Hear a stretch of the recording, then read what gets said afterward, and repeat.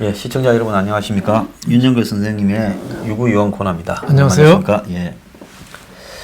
자, 김관진 전 청와대 정책실장 또 전 국방장관이 군 댓글 공작으로 1심에서 징역 7년을 구형했습니다. 검찰이. 그래서 정치 중립 위반이다. 이렇게 이야기를 했고, 그 다음에 정치적 중립을 위반하는 범행을 부하한테 지시했다. 사이버 사령부의 정치글 9천여 개를 지시한 혐의다.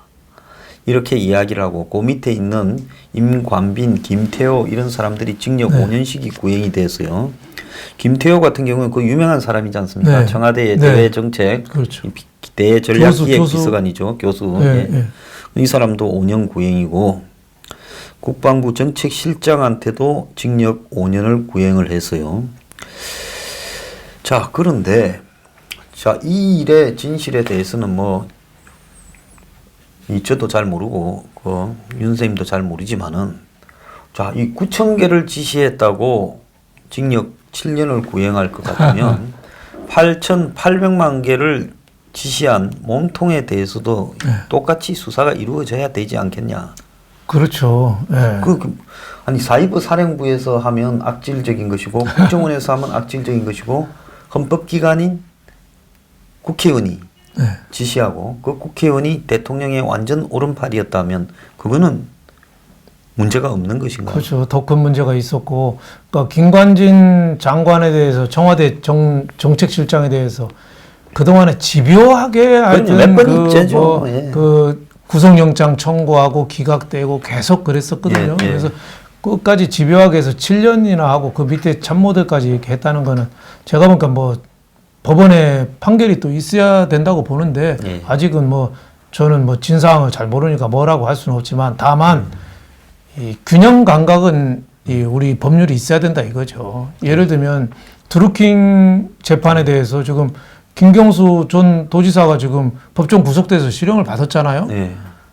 징역 2년인가 받았는데 그것도 법원 농단이라고 여당이 펄펄 뛰고 청와대는 거기에 대해서 일체 말을 안 하고 오히려 불만의 표시죠.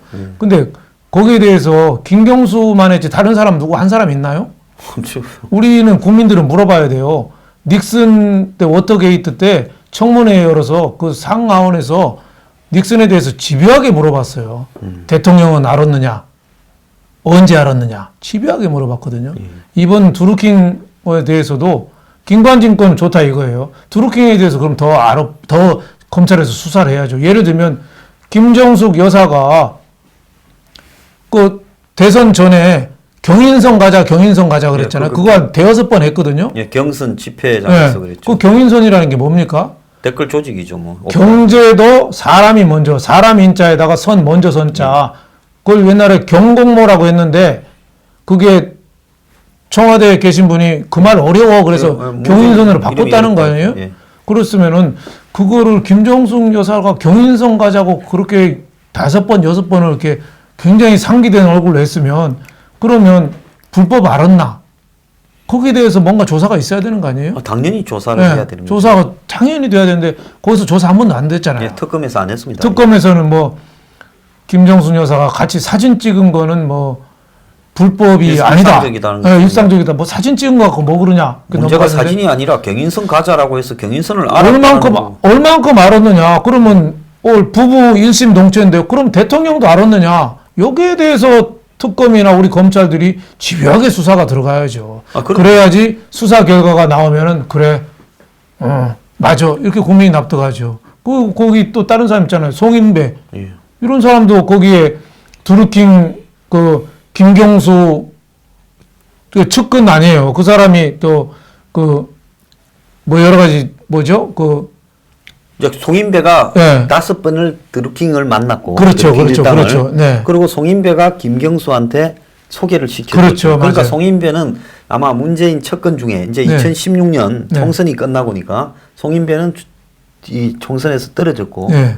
이제 그 김경수는 되고 네. 그러니까 아마 문재인 밑에서 해야 될 대선까지 네. 가는 일에서 역할 분담이 자기들끼리 그렇죠. 됐겠죠. 그렇죠. 그러니까 이제 송인배가 이 김경수한테 이 조직을 토스를 해준 거죠. 네. 그거는 뭔가 하면 아 이거 이 사람들 빠리빠리하고 잘 하겠다. 그래서 이 관리는 김경수가 하니까 김경수 네가 하라고 해준 네, 거예요. 예. 그러면 송인배가 그걸 이렇게 댓글 조작한다라는 조직을 알고 토스를 해줬으면 송인배한테 이 혐의를 물어야 되는데 그게 아니라 무슨 뭐 드루킹한테 200만 원 받다 그는 뭐 그냥 무혐의 되고 200만 원 받은 것도 수사도 안 했잖아요. 예, 그나마. 박연 저 강금은이한테 예. 뭐 돈 받았다 그렇죠, 그거 그렇죠. 갖고만 딴 걸로 그런 거죠. 예. 슬쩍. 예. 그리고 또 그 뭐 백원우 거기도 제대로 수사 안 했잖아요. 한번 부르고 끝났죠. 예. 그렇지. 거기도 뭐 수사 특검 수사 대상이 아니다. 뭐 이런 식으로 했는데 거기도 백원우 민정비서관 할 때도 그 드루킹이 소개한 무슨 변호사가 계속 만나고 했잖아요. 노두영 변호사를 그럼 거기에 대해서 왜 그런 거를 수사 안 해요? 그러면서 저는 김관진 장관도 물론 잘못했으면 저는 처벌 받아야 된다지만 김관진은 손으로 쓴 간해공업이라면은 만약 했다면은 예? 얘들 공제- 공장이죠, 공장. 여기는 첨단 그 스마트형 공장, 지금 정부에서 많이 강조한 스마트형 공장으로 대량 생산으로서 그 이름이 킹크랩이에요. 예. 예, 요리 중에서 제일 비싼 거잖아요. 여기는 순두부 국밥이라면은 여기는 킹크랩 랍스타 넣고서 돌린 거예요. 그러니까 이게 요리로 말한 값도 차이가 있고 생산 설비부터 차이가 있는 건데 이거 제대로 해야죠. 그러니까 김관진 수사하는 건 좋다 이거. 재판 뭐 얼마든지 때려도 좋은데 뭐든지 공평해야 되지. 우리 국민들이 많이 강조하는 그거잖아요. 공평한가? 예. 공평한가? 아니 작년 1년 전에 평창 올림픽 그때 여자 선수들을 북한 선수들이 갑자기 합쳐서 예. 우리 선수들이 몇 명 빠졌을 때 국민들이 그 화낸 게 공정성에 뭡니까? 대한 문제를 제기하면서 화를 그렇죠. 났죠. 우리가 과연 공평한가 공정한가. 예. 지금 문재인 대통령 정부가 뭐라든지 제일 궁금한 게 지금은 과연 공정한가. 예. 우리가 적폐 수사라고 해서 들이댔던 칼이 남한테만 칼이 잘 드는 칼이고 나한테는 칼이 아니고 예. 나무가 아닌가. 예. 솜이 아닌가. 이걸 한번 되돌아봐야 된다 이렇게 생각합니다. 예. 자, 그 청와대가 이번에 그 이용섭 뭡니까 광주시장입니까? 예, 예. 그래서 뭐 광주행 일자리 네. 이 부분이 타결된 데 네. 대해서 뭐 그런 게 2개 좀 더 있어야 된다 이렇게 이야기를 하는데 문재인이 그런 말을 했어요. 네. 또 예타 제도가 유지돼야 된다. 균형 발전을 위해서 개선 필요가 있다. 네. 타당성 유지다. 그 이런 걸 보면서 좀 뭐라고 할까요? 제가 볼 때 좀 이 남말하듯이 자기가 총선을 대비해서 큰 건을 할 때는 예타 면제 23건 24조 1000억을 이야기를 해버리고 그거 되고 난 뒤에는 또 비단이 점정하니까 예타 제도 유지돼야 된다. 이렇게 이야기를 하고 지금 광주형 일자리 같은 자리가 안 되는 가장 핵심적인 이유가 뭡니까? 노조 문제죠. 네. 그러면 그 노조 문제에 자기가 가장 그 노조 펜을 들고 지금 노조에 끌려다니고 노조를 개혁하려고 하지 않으면서 또 그걸 해야 된다. 이렇게 말을 해요. 그렇죠. 광주형 일자리도 뭐 일단은 타결은 됐지만 앞으로 갈 길이 부말리 멀죠. 우선은 이용섭 그 광주시장이 참 이 관리 출신으로서는 이 관운이 있는 사람이에요. 네, 그렇죠. 행자부 관리도 장관도 행자부 국세청장도 하고 이번에도 일자리 그 수석 예, 하다가 그 해다가 광주시장 갔잖아요. 예.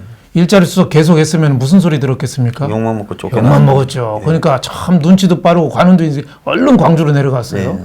그래서 광주형 일자리도 현대자동차가 하고 싶어서 했겠습니까? 지난번에 수소자동차 지원해준다고 대통령이 그 하는 자리에서 현대자동차 정의선 그 부회장한테 광주형 일자리 좀 빨리 좀 하게 해줘 그랬거든요. 안 하다가는 뭐 그거 안 하다가는 무슨 일로 지금 기업체 회장들은 교도소 담보기를 걸어가는 사람하고 똑같습니다. 억지로 짜매서 하나 전시용으로 만드는 게 광주형 그렇죠. 일자리죠. 네. 현 정권의 지지의 핵심 예, 기반에. 예. 근데 그거 하려면은 독일의 폭스바겐이나 이런 데 그걸로 성공했는데 그거는 노조나 종업원들이 자율적으로 그 임금을 깎고 복지를 어떻게 보면 반납하고 그 나라에서는 또 지원해주고 서로 양보하는 상생으로 되는 거지. 대타협이라는 것이 그렇죠. 아주 정착되어 있는 나라에서 그렇죠. 그런 일자리가 되는 거야. 노동자가 그렇죠. 무리한 월급을 그렇죠. 내가 받음으로써 서로 양보하는 다른 거예요. 노동자를 착취하지 않겠다. 이렇게 그렇죠. 돼야 되는 거 아닙니까? 그렇죠. 근데 우리는 지금 광주형 일자리는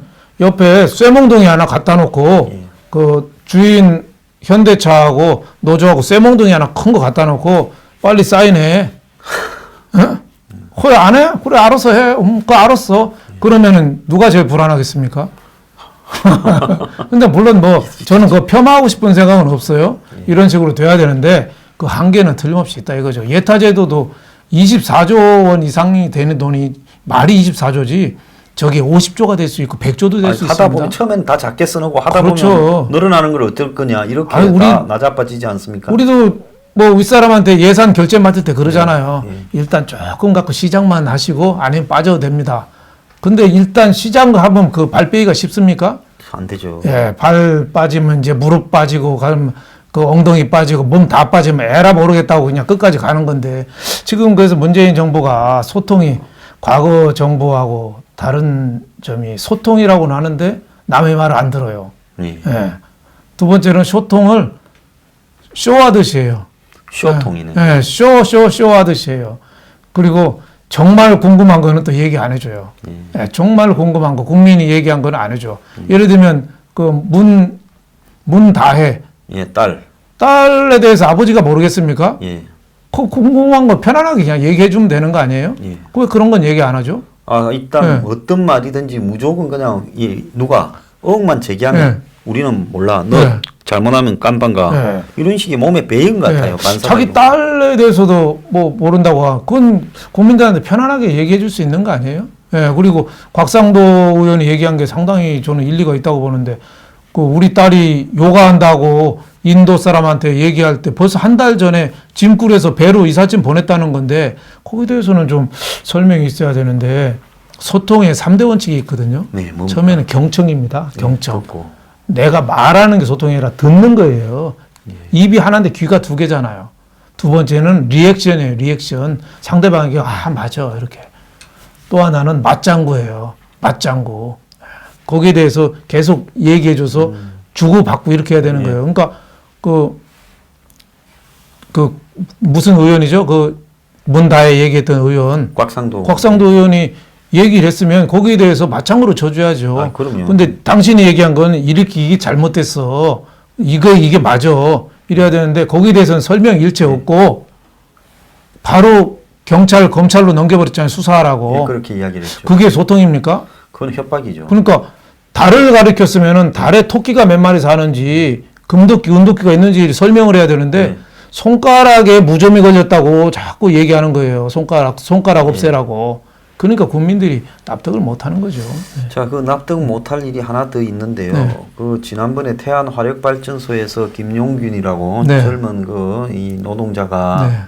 그 하청으로 일하다가 비정규직으로 사망했지 않습니까? 네. 그래서 어머니가 열심히 투쟁하고 했는데 그 결과가 2,200명을 정규직으로 고용할 공공기관을 만든다. 네. 이게 문제의 본질이 아니잖아요. 그렇죠. 그걸 어떻게 해결하느냐. 여기에 대해서 초점을 맞춰야죠. 자, 근데 이걸 만들었다고 해서 이런 유에 은하도 김용균이 생기지 않겠느냐. 네. 그럼 원천적인 그런 노동자들의 비정규직이든 신분이 열악한 노동자들의 안전이 보장이 되겠느냐. 안전보장으로 가다가 사회안전보장법을 만든다 하다가 갑자기 스토리가 비정규직, 정규직 하러 가버렸어요. 정규직은 그러면 안전하고 비정규직은 다 불안전한 겁니까? 비정규직이 오히려 잘 운영하면은 노동의 유연성이 더 있는 거죠. 거기에 대해서 언제든지 이 일자리를 마음대로 나갔다가 마음대로 들어올 수 있는 이 유연성 있는 조직이 필요한 거지 다 공무원으로 만들고 이런 식으로 한다는 거는 저는 이런 발상하는 사람 고위 공직자한테 귀에다가 한번 물어보고 싶어요. 그거 네 돈이면 그렇게 하겠니? 이렇게 네 돈이면? 나라 돈이니까 내 거 아니라 이거죠. 우선 해결하기 좋으니까 저렇게 발표하고 자기는 손 탁탁 털고 나가는데 그건 누구 부담입니까? 다 국민 부담이잖아요. 그러니까 일자리가 없다고 실업자 많다고 하니까 전 국민을 공무원으로 만들면 되지 않겠느냐 이런 발상하고 똑같은 거죠. 그래서 이해가 안 가는 거는 이런 사고가 났으면 네. 태안 화력발전소는 왜 이렇게 위험한 일을 2인 1조도 아니고 한 명한테 그것도 어린 애한테 맡기게 해서 네. 밤사이에 일을 시키느냐. 그런 정도로 이렇게 태안 화력발전소의 그렇죠. 재정이 열악하냐. 네. 그러면 임금으로 책정돼 있는 목 중에서 태안 화력발전소의 그 노조에 들어가 있는 민노총의 정규직은 얼마를 받고 이 사람들한테는 도대체 얼마를 줘서 그러냐. 그러면 임금으로 가는 부분을 어떻게 조정해서 이 사람들을 처우나 안전을 지켜줄 거냐. 네. 비정규직으로서. 그런 쪽에 노동위가 집중돼야 될 건데 그냥 그 죽은 학생만 억울하고 노동자만 나머지는 땡잡은 이런 식으로 그리고 기존에 그 발전회사에서 일을 하던 하청회사들이 몇 개가 5개인가 있는데 네. 그걸 다 민간회사를 통합시켜서 공공기관으로 만든다면 이거 뭐 참 어리석은 말상이죠. 어디 무슨 소비에트 연방에 사는 겁니까? 임진왜란때 그 원균 장군이 예. 그 이순신 장군이 감옥에 있는 동안에 칠천량에서 대패를 했잖아요. 예, 배다 남아나 그러니까 먹고 선조가 그렇죠. 그랬잖아요. 예.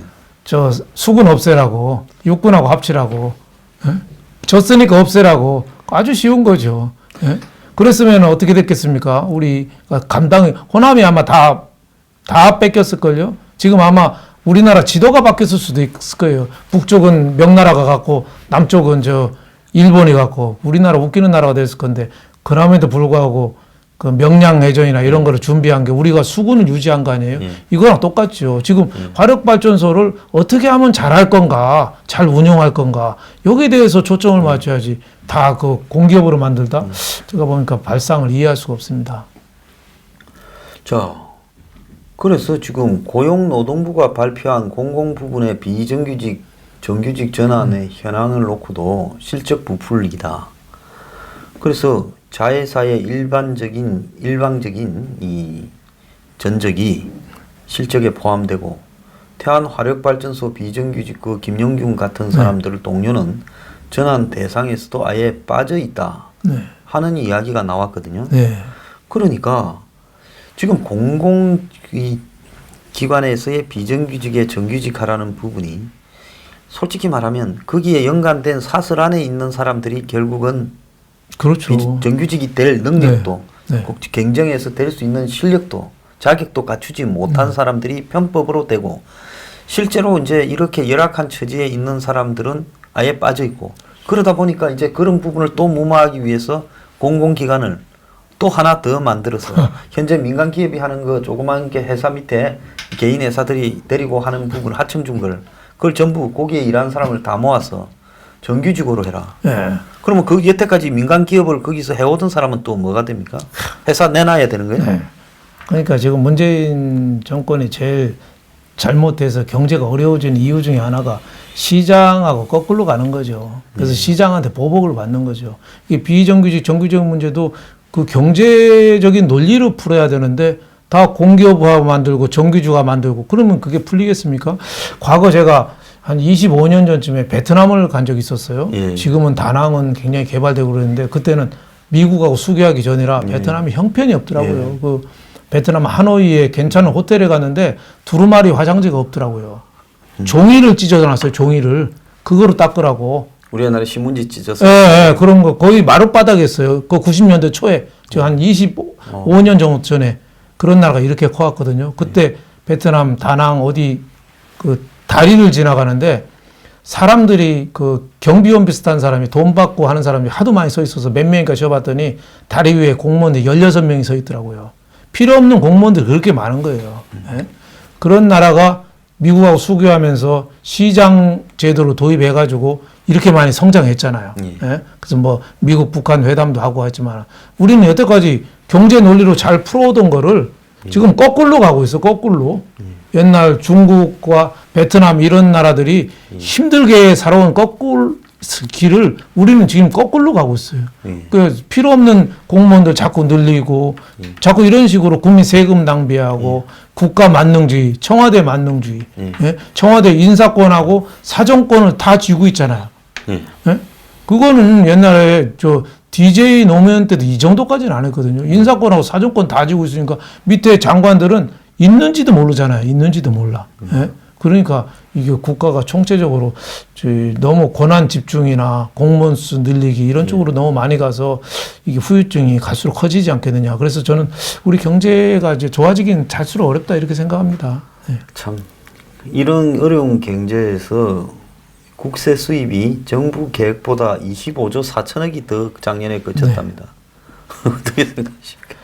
저렇게 걷는 거는 미국이 독립전쟁 난 것도 그 보스턴 차 사건 세금 문제 아니에요? 예, 세금을 저런 식으로 네. 흉악하게 뜯어내면 그렇죠. 지금 뭐 폭동이 일어나죠. 예, 뭐 부동산 보유세부터 명분은 다 좋아요. 뭐 부동산도 잡고 기업도 없는 그 빼돌리는 거 잡고 하면 좋지만은 그것도 적당히 순리적으로 고 점진적으로 걷어야지 저렇게 많은 액수를 초과로 걷는다. 이거는 국가 경제를 어떻게 보면은 굉장히 진 누르는 거죠. 예. 예, 호주머니에 있는 돈의 일부분만 세금을 걷어야 되는데 지갑제로 내놔 이러면 경제가 돌아가겠습니까? 그러니까 경제에 아주 악영향을 끼치고 정부가 굉장히 오만한 거다 저는 이렇게 봅니다. 그러니까 저렇게 뜯으려고 작정을 하면 이만큼도 뜯어낼 수 있구나.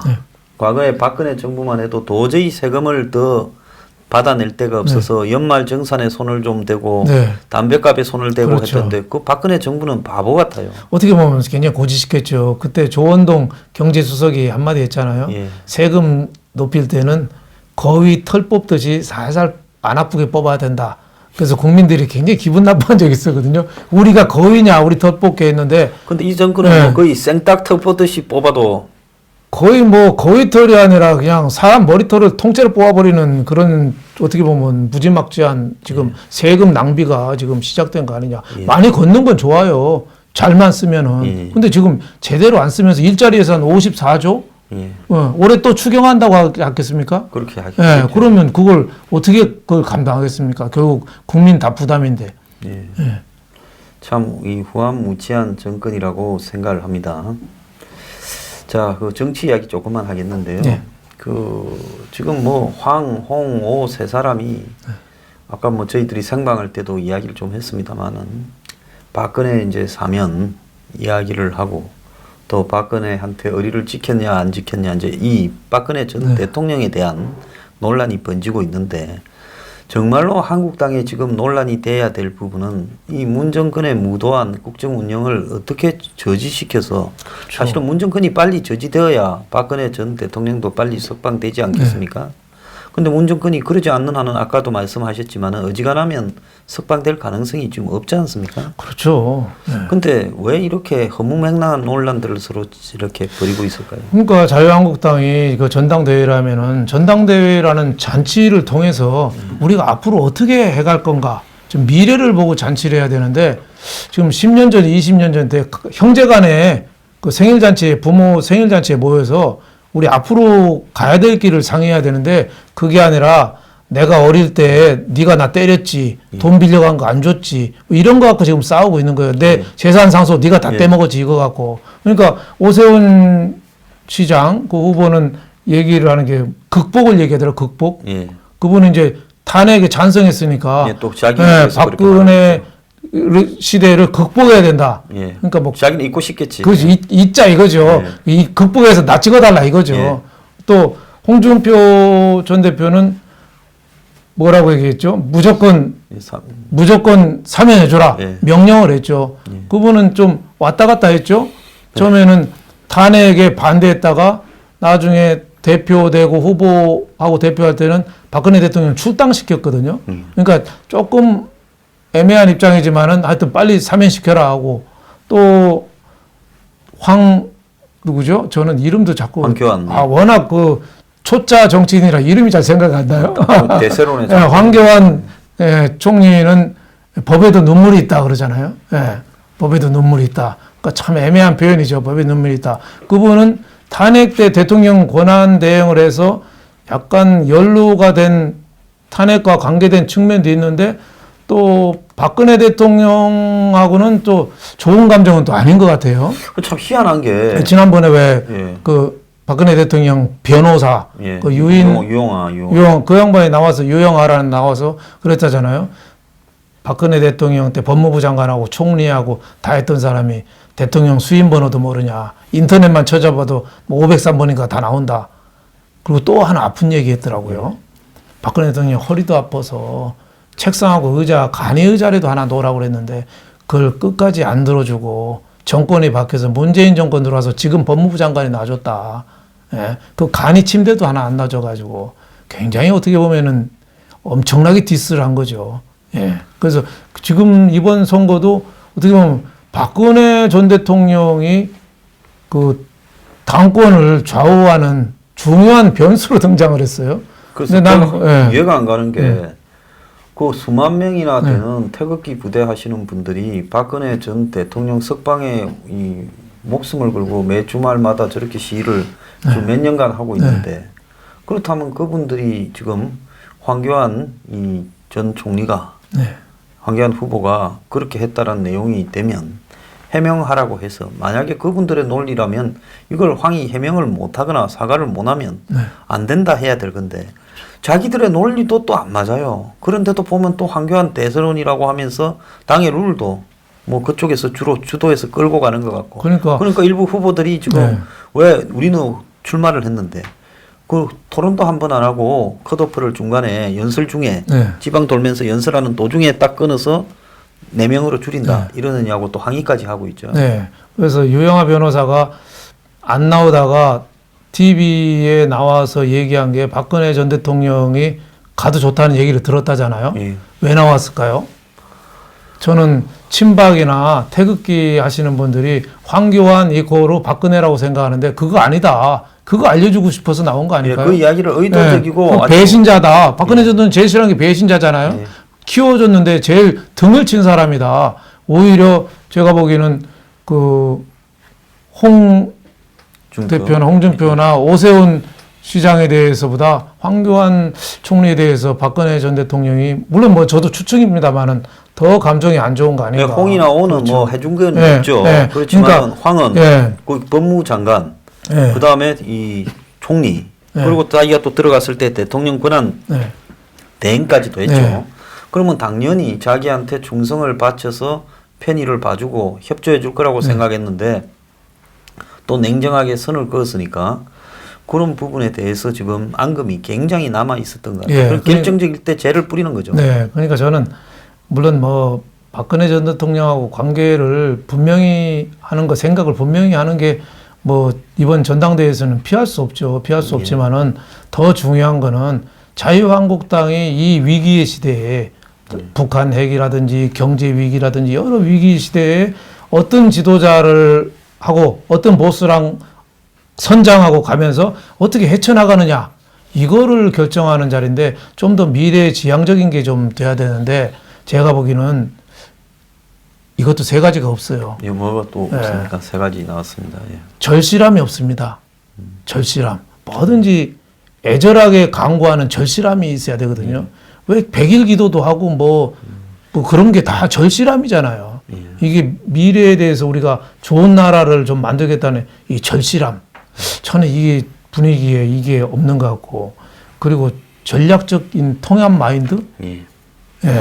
그러니까 앞으로 어떻게 하겠다는 대책, 미래지향적인 거 이런 게 지금 당 대회 준비하면서 이 통합 마인드나 전략적인 마인드 이게 없이 그때 그냥 임기응변으로 그냥 하는 것 같아요.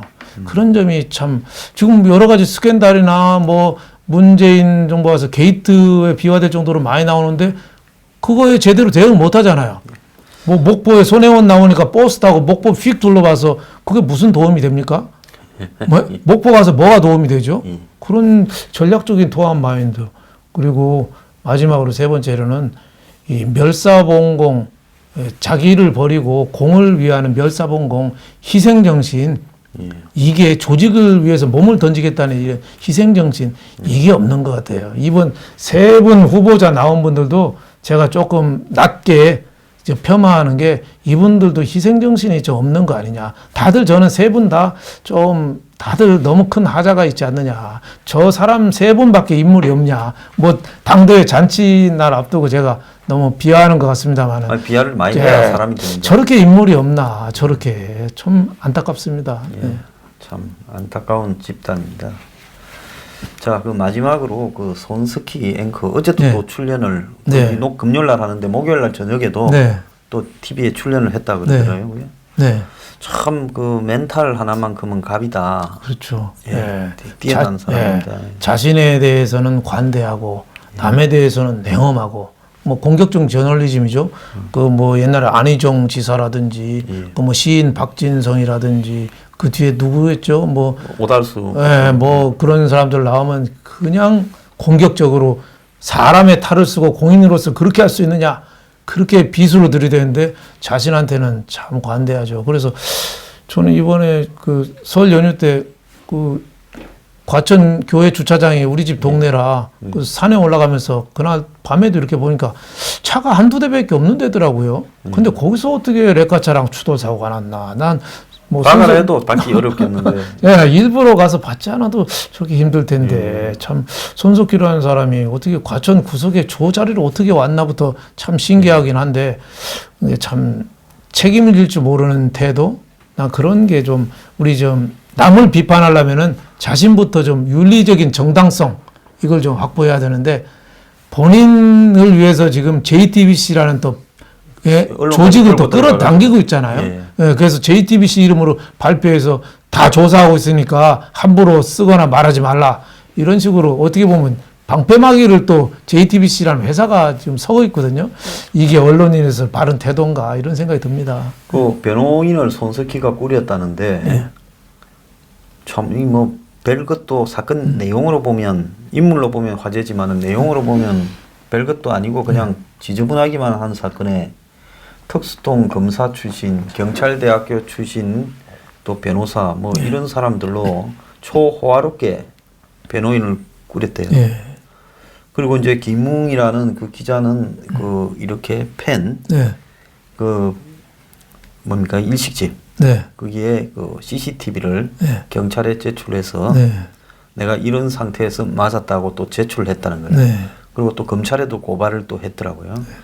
자, 그러면 정권은 이제 손석희를 우리 윤 쌤 보셨을 때는 어떻게 할 것 같습니까? 저 뭐 어차피 우리의 그 나팔수니까 나팔수는 또 다른 나팔수 하고 싶어서 애를 쓰는 사람이 수두룩하니까 교체해도 된다고 버리겠습니까? 안 그러면 그동안에 괴벨스로 고생을 했는데 괴벨스 퇴직금이라도 좀 주자 이래 놓겠습니까? 글쎄요, 뭐 정권적인 차원보다도 JTBC 사주인 홍석현 회장의 생각이 중요하겠죠. 예, 개인 회사니까. 예, 홍석현 회장 생각은 손석희를 내보낸다? 그러면 정권하고의 관계 갖고 좀 걱정을 좀 하지 않을까요? 그게 아니고 일반 네. 사주 같으면 네. 앵커가 저렇게 한두 건도 아니고 네. 저런 식으로 계속 연쇄적인 무리를 불러 일으키으면 미안하지만은 좀 그만둬라. 일반 네. 사례는 다 그렇죠. 뭐 대부분 네. 사표를 받았거나 아니면 적어도 앵커직에서는 네. 하차시켰을 건데 네. 지금 저게 유지되고 있다라는 거는 제가 볼 때 홍석현, 홍정도 이 부자관도 지금 어쩔 수 없는 그 부자관이 예. 지금 문재인 정권 출범 때부터 깊은 관계를 유지해 왔잖아요. 예. 그때 뭐 인수인 안 했지만 뭐 자문인가 뭐 멤버에도 있었고 예. 끈을 계속 대고 있었잖아요. 특보도 했죠, 잠깐. 네, 특보도 하고 예. 했는데 지금 정권에서도 뭘 하나 좀 하고 싶은데 손석희라는 인물을 놓고 좀 눈치를 좀 많이 좀 재지 않겠습니까?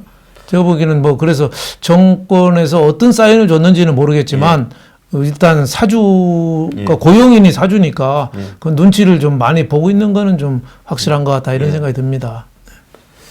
자, 그래서 지금 손석희가 변호사가 이렇게 예. 이 세 명이 지금 붙었고요. 네.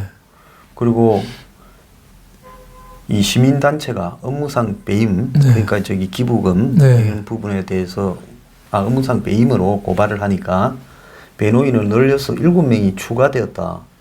그래서 지금 손석희의 변호인이 총 10명이다. 네. 이런 이야기가 있습니다. 네. 뭐 변호인들 자기 돈으로 뭐 100명을 하든지 1000명을 하든지 자유인데 그거를 만약에 법인에서 그 변호사비를 내준다. 잘못하면 그것도 배임이 될 수 있죠. 손석희 개인이 내야죠. 자기 개인이 주차하다가 도망가다가 구타 사건 났고 여러 가지 사건이 다 개인으로 이루어진 거잖아요. 예. 그걸 법인에서 그걸 변호사를 다 비용을 내준다? 그건 제가 보기에는 배임이 조직에서 배임이 될 수 있습니다. 근데- 그리고 또 예. 저 정도 사건이면은 알아서 퇴장을 해야죠. 그게 언론인의 참 도리가 아니겠습니까? 근데 저렇게 자리에 눌러 앉아 있는 모습. 그래서 지금 이 우리 정권이 이 좌파 정권이잖아요. 예. 좌파 정권이 책임지는 모습. 그런 걸 좀 안 보여요. 뭐든지 이렇게 오불관원으로 무시하고 거기에 따라서 손석희 이 앵커도 그 비슷한 행태를 보이는 거 아니냐 이런 생각이 듭니다. 그래서 참 돈이 많은 건지 이렇게 변호인들을 그러니까 이미 합의된 뺑소니 그리고 무슨 주먹 세대 네. 그리고 실행되지 않은 배임 고작 이런 일에 네. 변호사를 10명씩이나 선임한다라는 건 대한민국이 아마 이 변호사 선임 이런 역사에 유례없는 경우일 거라고 보거든요. 그렇죠. 개인이 앵커가 저 정도 하는 경우 드물죠. 그러니까 본인은 이 사건에 대해서 어떤 행태로든 끝까지 가보겠다는 멘탈을 지금 가지고 네. 자신이 현재 유지하고 있는 지위를 그대로 가지겠다. 이런 입장에서 이런 행동을 한 걸로 보이네요. 네, 뭐 지난번에도 얘기했지 않습니까? 손석희 씨가 품위 있게 저들이 저급하도록 우리는 품위 있게 가자. 예. 그리고 오랜 싸움이 시작될 거라. 예. 근데 오래 뭐 가겠다는 건데 국민들이 볼 때는 냉소적이죠. 예, 남한테 이 엄밀한 잣대를 들이대던 사람이 옛날에 박근혜 전 대통령 탄핵 때 박근혜 대통령 뭐 미장원 간 거부터 미용 뭐, 예, 미용부터 뭐 성형. 보톡스 뭐 청와대에서 뭐 무슨 뭐 비아그라가 나왔는데 그건 뭐냐부터 시작해서 뭐 그런 걸 샅샅이 이렇게 들춰냈잖아요. 어떻게 보면 그렇게 뉴스도 굉장히 길게 하고 했던 게 정작 본인에 대해서는 별 설명 없이 처음에는 과천 교회 주차장에 뭐 90대 노모가 타고 있었다는 그런 얘기도 있었잖아요. 근데 거기에 노모가 거기 평창동에서 오기는 멀미할 정도로 멀고 거기는 모시는 자리가 아니라 잠시만 고려장 하는 자리예요. 거기는 산 밑에라. 예. 그러니까 하나하나가 잘 이해가 안 되는 그러니까 설명을 좀 충분히 하고 국민들한테 시청자들한테 언론인 영향력 1위였잖아요. 한때. 예. 영향력 예. 1위가 졸지에 스캔들 1위가 됐으니까. 그러면 뭔가 설명을 해줘야 되잖아요. 근데 시간이 걸릴 거다. 품위 있게 나가겠다 하면서 변호사 고용했는데 뭐 법적으로는 충분히 뭐 대응할수록 좋은데 책임지는 모습 이걸 좀 보여줬으면 합니다. 윤세임은 언론인이신데 연세가 어떨 때 은퇴하셨습니까? 저는 뭐 지금도 뭐 조그만한 예, 언론사에서 하고 뭐 계시지만 그 글을 어쨌든 쓰고 있는데 회사에서는 예, 그 원래 56세에 57세에 제가 이 신문사를 그만두고 일반 기업에 가서 한 3년 정도 있다가 다시 이제 그러면 활동을 했습니다. 지금 저분이 64세인데 네. 64세의 대표이사 앵커를 하고 있으면서 네. 사실 전례가 없는 아, 그렇죠. 아니지 않습니까? 그렇죠. 예. 그럼 이제 정치적으로 줄을 잘 써서 저렇게 전례가 없이 노년까지 하고 있을 건 노인이에요, 노인. 그렇죠. 그럴 때 손석희 옹이라고 불러야 되는데 그런데 저걸 유지하기 위해서 저렇게 안간힘을 쓰는 모습에 좀 마음이 짠하네요. 그래서 그 뉴스를 보는 마음이 좀 편치 않죠. 그래서 일시적으로 뭐 JTBC 시청률이 반짝 올랐다고는 하는데 한국 사람들의 또 호기심이 예, 작동했겠죠. 예, 그 뉴스를 보고 싶어서가 아니라 표정을 보고 그 싶어요. 표정 보고 싶은가 그 사람이 나왔나 어떤 표정일까 이게 궁금해서 보고 딴 데로 채널 돌린 거죠. 그거를 일시적으로 나와도 시청률이 좋다 국민들 반응은 괜찮아 이렇게 보고 하면은 그게 망하는 길이죠. 히틀러도 영화 그 몰락에 보니까 마지막까지 작전 지휘하면서 전쟁 이긴다고 그랬었어요. 마지막까지. 그래서 항복한 그 사단장인가는 보내서 총사시키잖아요. 진다고 생각 안 하거든요. 윗사람들이 판단을 잘해야 돼요. 옛날에 대우그룹 김우중 회장도 망하기 전날까지 그것도 뻥이 큰 소리 빵빵 쳤죠. 예. 그래서 윗사람들은 판단을 잘해야 된다. 저는 이렇게 생각합니다. 자, 손석희 씨 참 언제까지 뻥을 치면서 버틸지 한번 지켜보겠습니다. 뭐 오래가지 못할 거라 봅니다. 자, 오늘 출연해 주셔서 감사합니다. 감사합니다. 좋은 하루 보내십시오.